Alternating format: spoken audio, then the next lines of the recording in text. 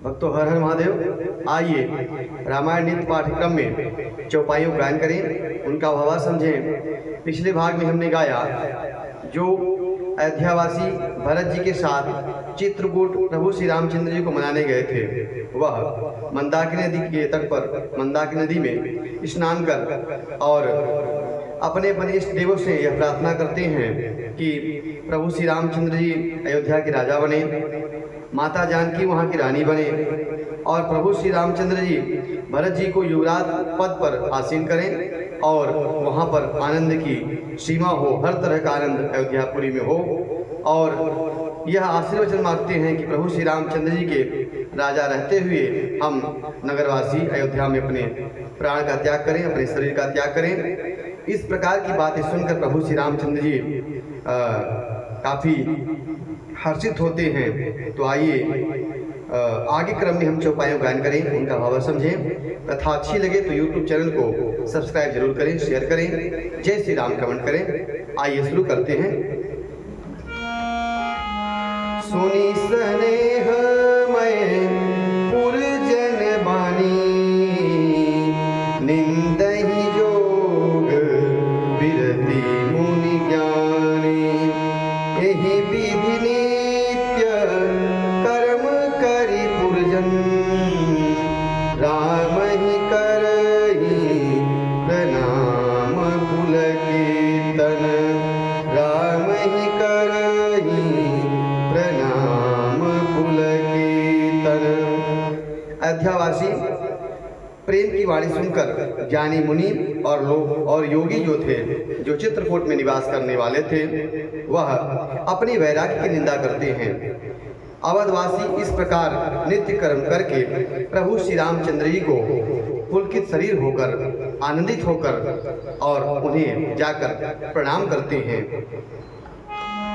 ऊंच नीच मध्यम नर नारी, लहहि दरसु निज निज अनुहारी।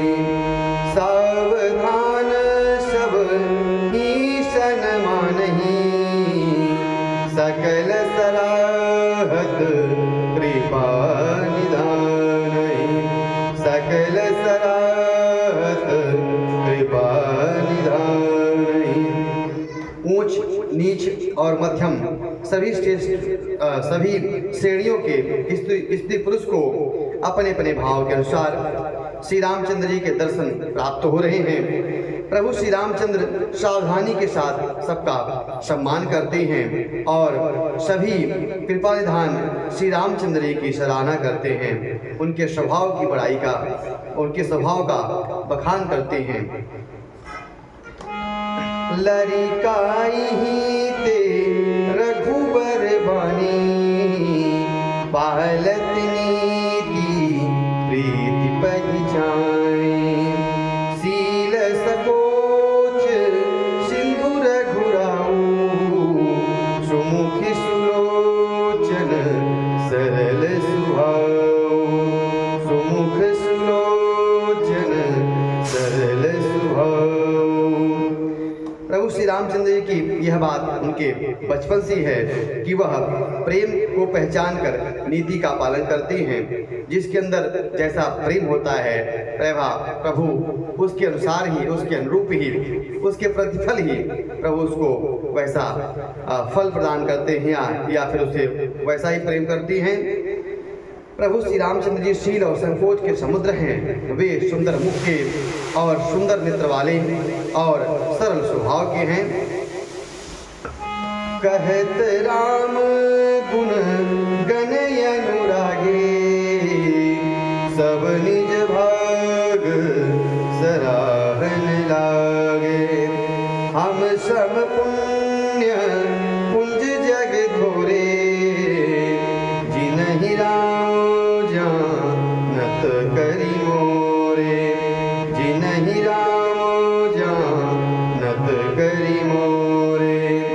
श्री रामचंद्र जी के गुण समूह को कहते कहते लोग सब प्रेम में भर जाते हैं। उनके नेत्रों में प्रेमाश्रु आ जाते हैं और वह सभी अपने भाग्य की सराहना करते हैं कि जगत ने हमारे समान पुण्य की पूंजी वाले लोग थोड़े ही हैं जिन्हें श्री रामचंद्र जी अपना कह जानते हैं और हम लोगों को अपना मानते हैं। इस प्रकार लोग जो नगरवासी हैं अयोध्या के अपने भाग्य की सराहना करते हैं। प्रेम मगन तिहि समय सुनी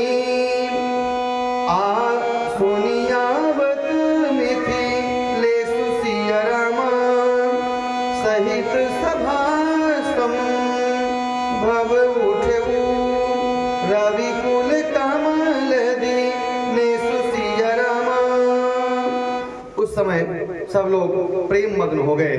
इतने में ही मिथिलापति जनक जी आते हुए सुनकर सूर्य के कुल्य प्रभु श्री रामचंद्र जी सभा सहित आदर पूर्वक उठ खड़े हुए। भाई सही भाई सचिव गुरजन साथा आगे गवनु किन रघुनाथा गिरिवर देखी जनकपति जबहि करि प्रणाम रथ त्याग्यु तबहि करि प्रणाम रथ त्याग्यु तबहि। जब प्रभु श्री रामचंद्र जी ने यह सुना कि मिथिलापति जनक जी आ रहे हैं तो पूरी सभा उठकर और जनक जी की अगुवाई के लिए आगे चले और भाई सहित पूर्ववासियों को साथ में लेकर रघुनाथ जी आगे गए। जनक जी जो ही पर्वत श्रेष्ठ कामद गिरी को देखा, कामदनाथ को देखा, त्यों ही प्रणाम करके उन्होंने रथ छोड़ दिया और पैदल चलना शुरू किया। राम दरस लसाउ छाहू पथ समलेसु कलेस न काहू मन तह जह रघु बर देहि बिन मन तन दुख सुख सुधि के बिन मन तन दुख सुख सुधि के। और उनके मन में प्रभु श्री रामचंद्र जी और माता जानकी के दर्शन की लालसा थी, इसलिए उन्हें रास्ते में किसी प्रकार की न थकावट हुई और न कोई क्लेश हुआ। मन तो वहाँ है जहाँ श्री राम जी हैं और माता जानकी जी हैं।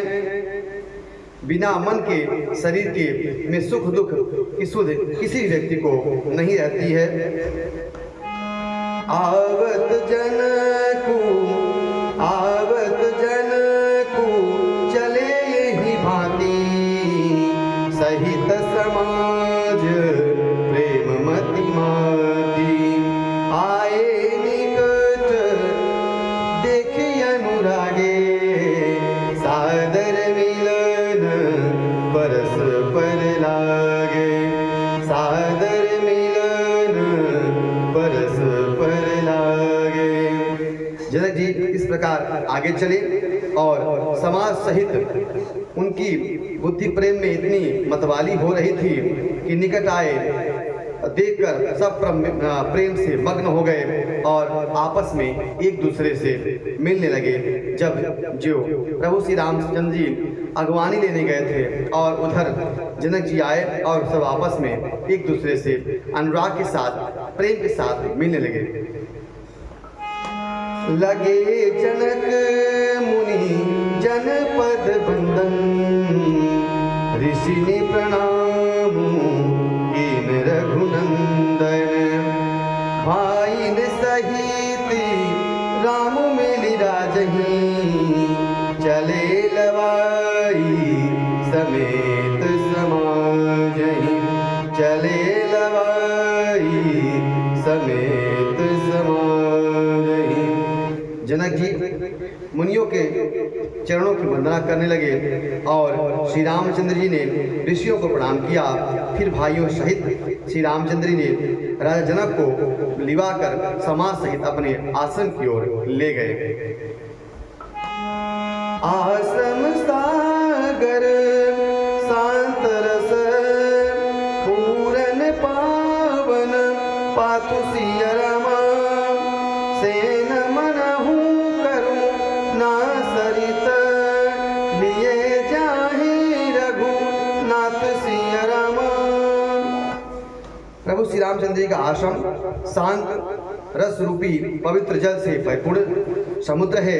जनक जी की जो सेना है, वो समाज है, वह करुणामय नदी है, जिसे श्री रघुनाथ जी आश्रम रूपी शांत रस के समुद्र में मिलाने के लिए जा रहे हैं। आज की कथा यहीं तक। अगले भाग में हम आगे के क्रम की चौपाइयों गायन करेंगे, उनका भावार्थ समझेंगे। कथा अच्छी लगी हो तो YouTube चैनल को सब्सक्राइब जरूर करें, शेयर करें, जय श्री राम कमेंट करें। हर हर।